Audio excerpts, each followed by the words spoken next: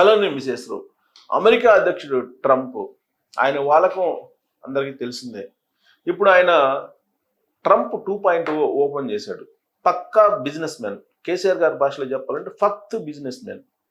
ఆ తరహాలో ఆయన వ్యవహరిస్తున్నాడు. అమెరికా అధ్యక్షుడిగా ట్రంప్ బాధ్యతలు స్వీకరించిన తర్వాత ఆయన ఇస్తున్నటువంటి ఆర్డర్స్ కానీ, ఆయన అమలు చేస్తున్నటువంటి విదేశాంగ విధానాన్ని కానీ మనం పరిశీలిస్తే అగ్రరాజ్యానికి సంబంధించిన అధ్యక్షుడిగా పెద్దన్న పాత్ర బదులుగా పోలీస్ పాత్ర ఆయన నిర్వహిస్తున్నాడు అనేది సర్వత్రా వినిపిస్తుంది. ఆయన ఎప్పటి నుంచో ఉంది. అమెరికా అధ్యక్షుడు పెద్దన్న, అగ్రజుడు, పోలీసు ఇలాంటి వ్యాఖ్యలు జనరల్గా అమెరికా అధ్యక్షుడు ఎవరు ఉన్నా కానీ అలాంటివి వినిపిస్తూ ఉంటాయి.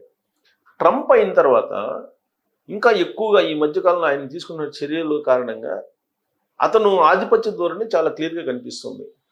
ఆధిపత్య ధోరణి అనే దానికన్నా కూడా అతని బిజినెస్ టాక్టిక్స్, ఆయనలో ఉన్నటువంటి బిజినెస్ మైండ్ క్లియర్గా బయటపడుతుంది. ఇప్పుడు ఈ ఫోటోలో మనకి అమెరికా అధ్యక్షుడు, తర్వాత ఇక్కడ జేడీ వాన్స్ ఉపాధ్యక్షుడు, అమెరికా ఉపాధ్యక్షుడు జేడీ వాన్స్, అలాగే జెలెన్స్కీ ఉక్రెయిన్ అధ్యక్షుడు. ఉక్రెయిన్కి రష్యాకి యుద్ధం జరుగుతున్నటువంటి క్రమంలో ఉక్రెయిన్కి అమెరికా సహాయం చేసింది. అప్పుడు డెమోక్రాట్స్ అధికారంలో ఉన్నప్పుడు అన్ని రకాలుగా ఆదుకుంది ఉక్రెయిన్ని, ఆయుధ సంపత్తిని సమకూర్చింది. అలాగే నాటోలో కూడా స్థానం కల్పించేలాగా చర్యలు తీసుకుంది. ఇవన్నీ కూడా జో బైడెన్ ఉన్నప్పుడు అమెరికా అధ్యక్షుడిగా జరిగినటువంటి పరిణామాలు. అయితే ట్రంప్ వచ్చిన తర్వాత ఎన్నికల్లో ఇచ్చినటువంటి హామీ మేరకు యుద్ధాన్ని ఆపేసేటువంటి ప్రయత్నం చేస్తానని చెప్పారు. ఆహ్వానించదగ్గ పరిణామమే. అయితే ఉక్రెయిన్ అధ్యక్షుడు జెలెన్స్కీని ఆహ్వానించి వైట్ హౌస్లోకి అడుగు పెట్టడానికి ముందే ఈయన ఆహ్వానించడానికి వచ్చి జెలెన్స్కీని అధ్యక్షుడు అన్న మాట ఏంటంటే డ్రెస్అప్ అయి ఉన్నాడు అనేది. ఆయన డ్రెస్ మీద కామెంట్ చేశాడు. అక్కడే జనరల్గా ఒక దేశ అధ్యక్షుడు మరొక దేశ అధ్యక్షుడిని అన్నారు, ఏదైనా వ్యాఖ్య చేశారంటే ఆ దేశ ప్రజలకు సంబంధించినటువంటి ఆత్మగౌరవానికి సంబంధించినటువంటి ఇష్యూ. జెలెన్స్కీకి బహుశా అక్కడే అర్థమై ఉంటుంది ట్రంప్ వాళ్ళకు. జనరల్గా విదేశాంగ విధానం లేదంటే ఒప్పందాలకు సంబంధించిన అంశాలకు వెళ్ళేటప్పుడు ముందుగానే ఒక అవగాహనతో వెళ్తుంటారు. అయితే అక్కడ ట్రంప్ వేసినటువంటి ఎత్తుగడ ఏంటంటే ఆయన యుద్ధానికి సంబంధించి అణ్వాయుధాలు రకరకాల ఆయుధాలు సమకూర్చాం కాబట్టి దానికి గాను వీళ్ళు ఫండ్స్ ఇవ్వాలి, అంటే ఎంత ఖరీదైనయో అంత ఖరీదు ఇవ్వాలి. ఆ ఖరీదు ఇవ్వడానికి ఉక్రెయిన్ పరిస్థితి బాగలేదు కాబట్టి ఉక్రెయిన్లో ఉండేటువంటి ఖనిజ సంపదని రాయించుకోవాలని చెప్పి ప్లాన్ చేశారు ట్రంప్. కానీ అది కుదరలేదు. వాళ్ళిద్దరి మధ్య వాగ్వాదం జరగడం, ప్రెస్ మీట్లోనే, ప్రెస్ ముందే అమెరికా సపోర్ట్ లేకపోతే ఉక్రెయిన్ యుద్ధం ఎప్పుడు ఆగిపోయిండేది 2 నెలలకే అని చెప్పి ఈయన అంటాం. ఇలాంటి కామెంట్స్ పుతిన్ కూడా చేశాడు, 2 రోజులకి అయిపోద్దని, ఇప్పుడు ఏమైంది అని చెప్పి ఈయన అంటాం జెలెన్స్కీ. ఇవన్నీ మాటకి మాట పెరిగింది. జేడీ వాన్స్ కూడా హెచ్చరించాడు జెలెన్స్కీని. ట్రంప్ అయితే తనదైనటువంటి శైలిలో నోరు పారేసుకున్నాడు. దాంతో ఆ విదేశాంగ టూరు ఏదైతే ఉందో జెలెన్స్కీది అది ఫెయిల్ అయిపోయింది. ప్లస్ లాస్ట్లో ఒక వార్నింగ్ ఇచ్చాడు, ఒప్పందాలకు ఒప్పుకొని మళ్ళీ ఒప్పందాలు ఒప్పుకుంటేనే తిరిగి రా లేదంటే మాకు అన్నట్టుగా మాట్లాడారని చెప్పి వస్తుంది నేషనల్ ఇంటర్నేషనల్ మీడియాలో కూడా. ఇది థర్డ్ వరల్డ్ వార్కి దారితీస్తుంది అనేది ట్రంప్ చెప్తున్నారు. ఇప్పుడు యాక్చువల్గా ఐరోపా దేశాలు అన్నీ కూడా జెలెన్స్కీకి బాగా మద్దతు ఇస్తున్నాయి.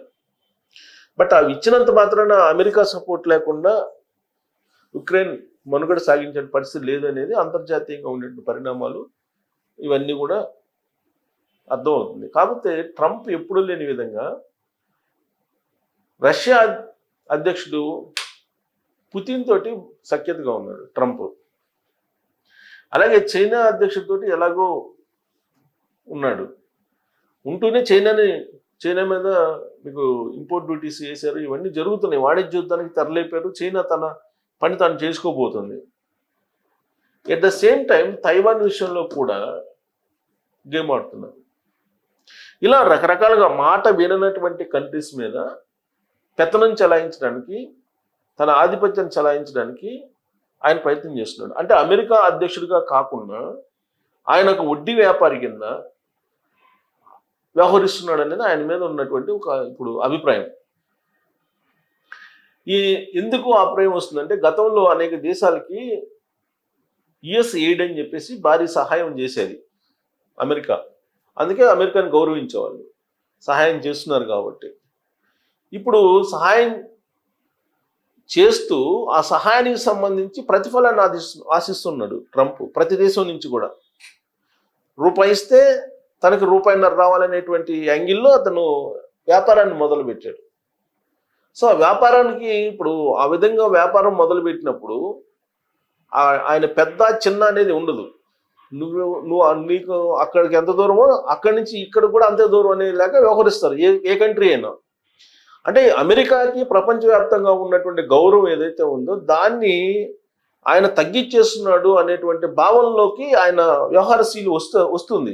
అది వైట్ హౌస్లో జెలెన్స్కీకి అలాగే ట్రంప్కి మధ్య జరిగినటువంటి వాగ్వివాదమే ప్రత్యక్ష ఉదాహరణ.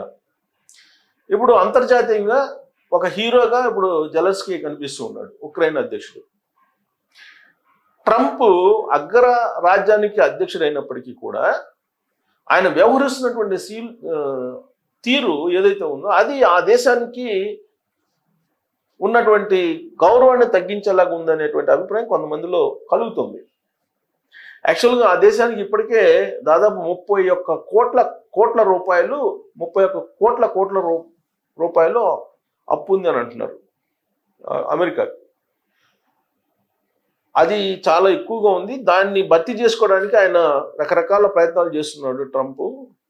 ఈ గోల్డ్ కార్డులు ప్రవేశపెట్టడం, అలాగే ఇమ్మిగ్రేషన్ పాలసీలు మార్చడం, ఇవన్నీ చాలా చేస్తున్నాడు. ఇంపోర్ట్ డ్యూటీలు పెంచడం ఇవన్నీ చేస్తున్నాడు. దాంతో అన్ని దేశాలు కూడా ఆయనకి వ్యతిరేకత అయ్యాయని. ఎంత పెద్ద దేశం అయినా కానీ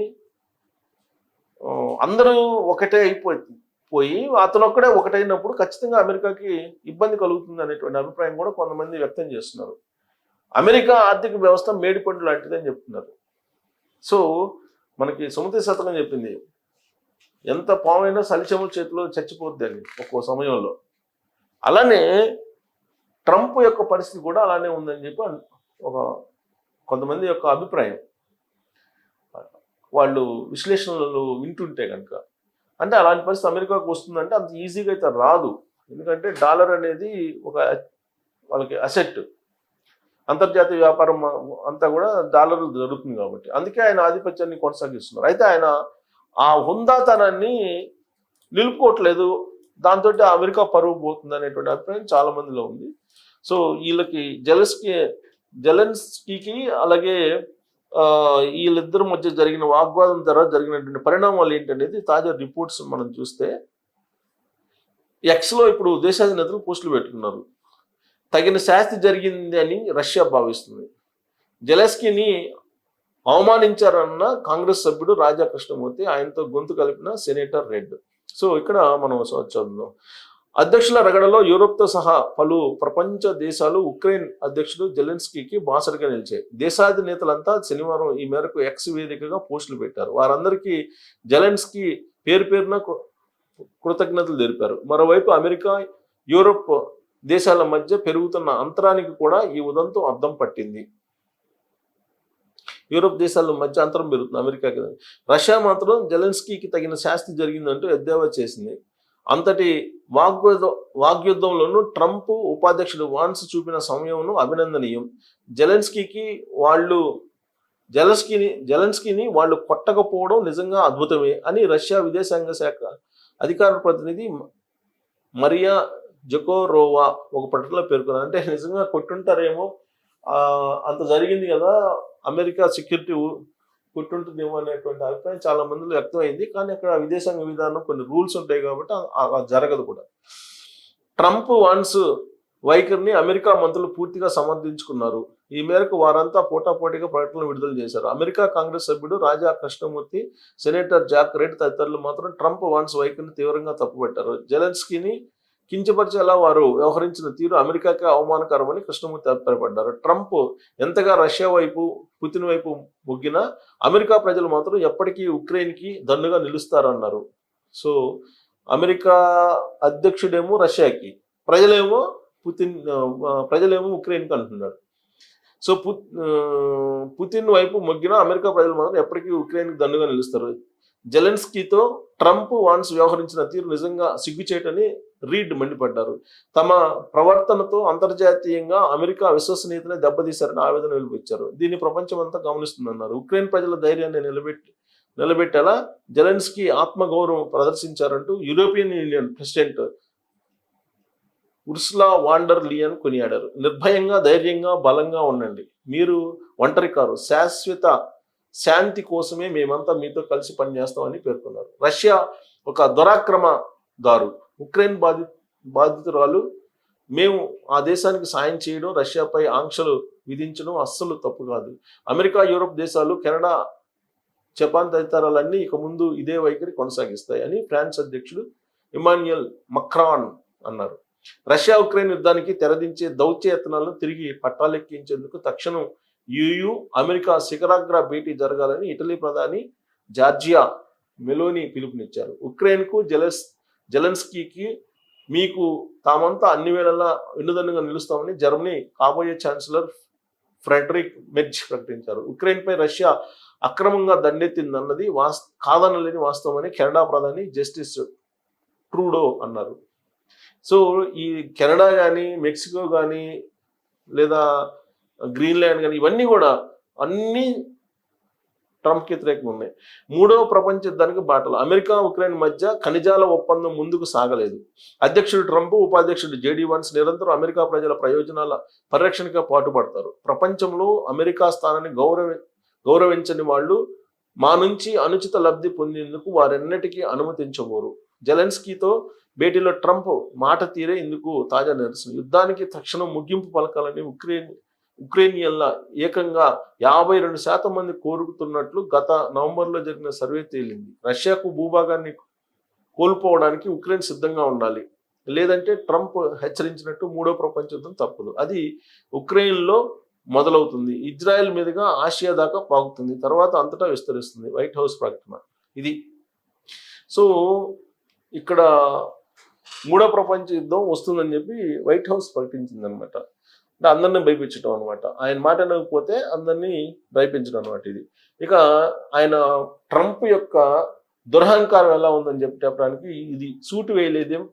జెలెన్స్కీకి మీడియా ప్రశ్నలు. యుద్ధం ముగిసాకే అమెరికా అధ్యక్షుడు డొనాల్డ్ ట్రంప్తో వాగ్వాదానికి ముందు శుక్రవారం ఆ దేశ మీడియా నుంచి జెలెన్స్కీకి ఆసక్తికరమైన ప్రశ్న ఎదురైంది. వైట్ హౌస్లో అధ్యక్షునితో భేటీ సాంప్రదాయం ప్రకారం సూట్లో ఎందుకు రాలేదని ఒక విలేకరు ప్రశ్నించారు. యుద్ధం ముగిశాకే సూటు వేసుకుంటానంటూ ఆయన బదులిచ్చారు. మీరు ఇప్పుడు వేసుకున్నటువంటిదో బహుశా అంతకంటే మెరుగైన సూటో ధరిస్తా, లేదంటే కాస్త చౌకైనది కూడా కావచ్చు. అయితే అది ఎప్పుడు జరుగుతుందో ఇప్పటికైతే స్పష్టత లేదు. ఏం జరుగుతుందో చూద్దామని చెప్పారు. సో ఇక్కడ ఆయన సూటు గురించి అమెరికా మీడియా ప్రశ్నించింది. మెరుగైన సూట్ ధరిస్తా, లేదంటే కాస్త చౌకైన ధరిస్తానని చెప్పి వాళ్ళకి ఇచ్చాడు. సో అంతకుముందు వైట్ హౌస్ ప్రాంగణంలో జెలెన్స్కీకి స్వాగతం పలికిన సందర్భంగా ట్రంప్ కూడా ఈ విషయాన్ని ఎత్తి చూపారు. అది అనవసరం కదా, మరి వాళ్ళ ప్రోటోకాల్ మరి ఏంటో తెలియదు. వైట్ హౌస్లో ఎంటర్ కావాలంటే సూట్ వేసుకోవాలనేది. సూట్లో కాకుండా ఇలా టీషర్ట్లోనా వచ్చేదంటూ వేలితో చూపుతూ మరీ వ్యాఖ్యలు చేశారు. ఎవరు? ట్రంప్. ఉక్రెయిన్ సైనిక అమరులకు నివాళిగా రష్యాతో యుద్ధం ముగిసేదాకా నిరంతరం ఆలివ్ గ్రీన్ టీషర్ట్ ధరిస్తానని 3 ఏళ్ల క్రితమే జెలెన్స్కీ ప్రతిజ్ఞ చేశారు. అలా వెనుదిరిగారు. ఓవల్ ఆఫీస్ వాగ్వాదం తర్వాత ట్రంప్, జెలెన్స్కీ చెరో గదిలోకి వెళ్ళిపోయినట్టు CNN పేర్కొంది. చర్చలు కొనసాగాలని ఉక్రెయిన్ ఆకాంక్షించింది, కానీ అమెరికా ససేమిరా అంది. జెలెన్స్కీతో సహా ఉక్రెయిన్కు చెందిన వారందరినీ వైట్ హౌస్ నుంచి పంపేయాల్సిందిగా ట్రంప్ ఆదేశించారు అని వైట్ హౌస్ వర్గాలను ఉటంకిస్తూ చెప్పుకొచ్చింది. కాసేపటికి జెలెన్స్కీ ఒంటరిగానే తన గదిలో నుంచి బయటకు వచ్చి కారెక్కి వెళ్ళిపోయారు. కేవలం వైట్ హౌస్ అధికారి మాత్రమే వెంట ఉండి ఆయన్ను సాగనంపారు. సో అక్కడ ఏం జరిగింది అనేది లోపల చాలా ఆసక్తికరంగా అందరూ చాలామంది అనుకున్నారు. బట్ ఇంటర్నేషనల్ మీడియా అంతా ఉంది. ఒక రకంగా చెప్పాలంటే గెట్ అవుట్ అన్నారు. అతిథి వచ్చినటువంటి అతిథిని మీరు వెళ్ళిపోండి, నీకు అవసరం లేదు అని చెప్పి పంపించారు ట్రంప్. బట్ దీన్ని బట్టి ట్రంప్ వాళ్ళకాన్ని మరి ఎలా భావించాలి మీరు కామెంట్ చేయొచ్చు. Thank you.